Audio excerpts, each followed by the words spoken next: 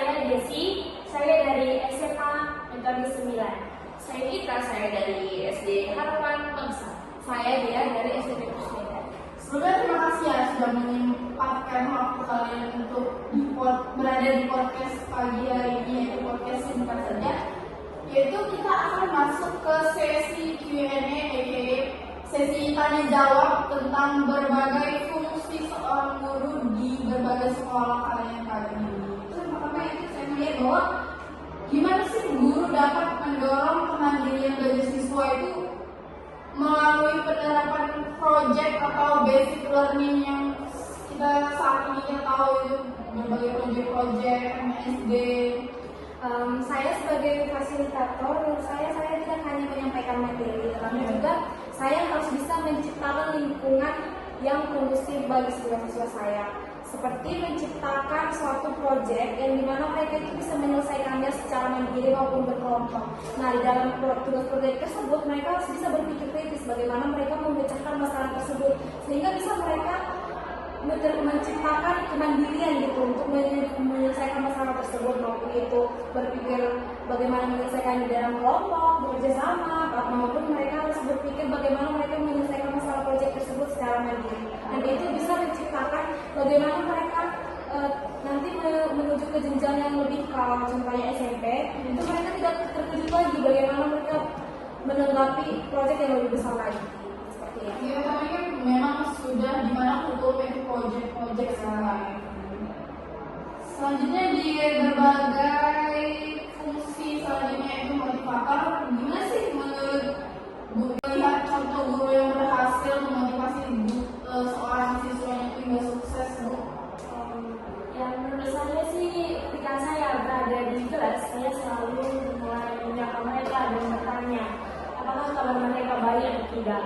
Dan ketika mereka turun, saya tidak memarahinya, melainkan saya memberikan dorongan, memberikan semangat, dan mereka merasa lebih mendukung, merasa lebih santai, ya motivasi dari saya ngomong, dari kami ngomong gitu. Dan mereka ingin lebih lagi memperbaiki diri dan ingin bisa lagi menuntut ilmu dan ingin berkembang lebih lagi. Berarti dengan mendorong siswa yang kurang aktif ini memotivasinya dengan sendiri, dimana itu bisa meningkatkan siswa itu untuk bangkit lagi untuk belajar gitu ya. Iya, betul. Selanjutnya itu di berbagai sekolah Petrus, SD Petrus itu sebagai administrator itu.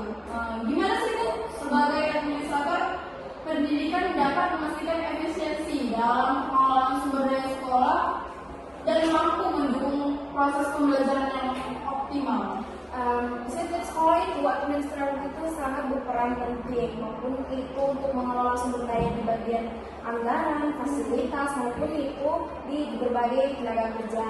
Dengan perencanaan yang matang tersebut, penggunaan teknologi informasi administrator itu dapat mengalokasikan sumber daya secara efisien, yang dimana itu bisa memastikan bahwa itu bisa menciptakan lingkungan yang kondusif antara saya dan siswa saya, seperti itu. Nah, selain itu, evaluasi itu juga penting dalam pengambilan keputusan yang dimana itu dapat meningkatkan kualitas pendidikan di dalam sekolah tersebut gitu.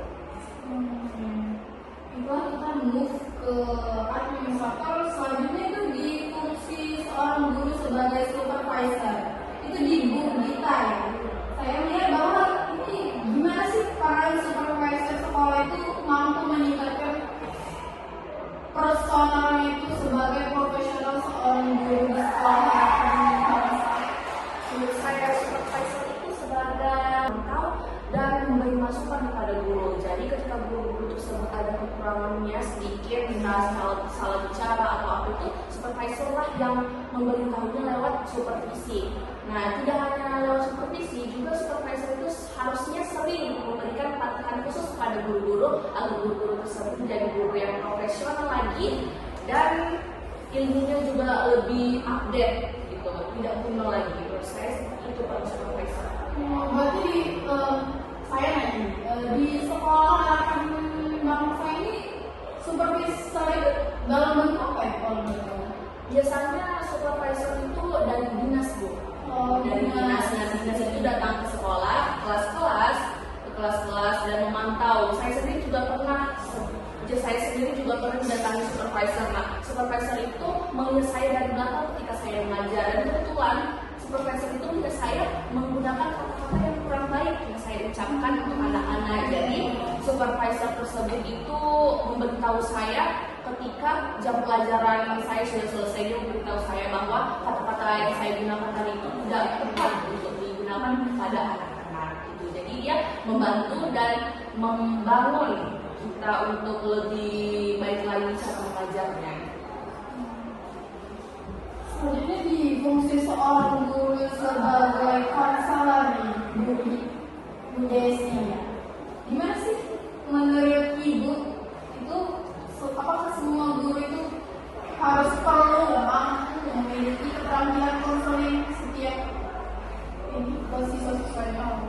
Menurut saya sih itu sangat penting bagi guru membina anak. Apalagi siswa itu merasa kadang tidak berani langsung curhat ke konselor, karena ada beberapa siswa seperti itu. Dan mereka lebih terbuka kepada gurunya sendiri. Dan apalagi guru itu memiliki bidang sebagai konselor sebagai konseling. Mereka guru itu merasa kepemimpinan atau leadership di sekolah itu sendiri biar membangsa. Menurut saya sendiri, kepala sekolah itu memang harus dan wajib untuknya memiliki sifat leadershipan. Karena kalau karena kepala sekolah itu kan kayak sebagai tumpuan utamanya, gitu. Jadi kalau misalnya kepala sekolah saja tidak ada sifat-sifat atau tidak memiliki leadershipan, bagaimana dia mengatur para stafnya dan juga para siswanya, dan pastinya juga belajar mengajar yang ada di sekolah itu tidak akan berjalan dengan lancar dan sukses tanpa adanya leadership. Jadi menurut saya leadership itu sangat-sangat harus ada dan diterapkan pada diri sendiri kepala sekolahnya gitu. Apakah semua kepala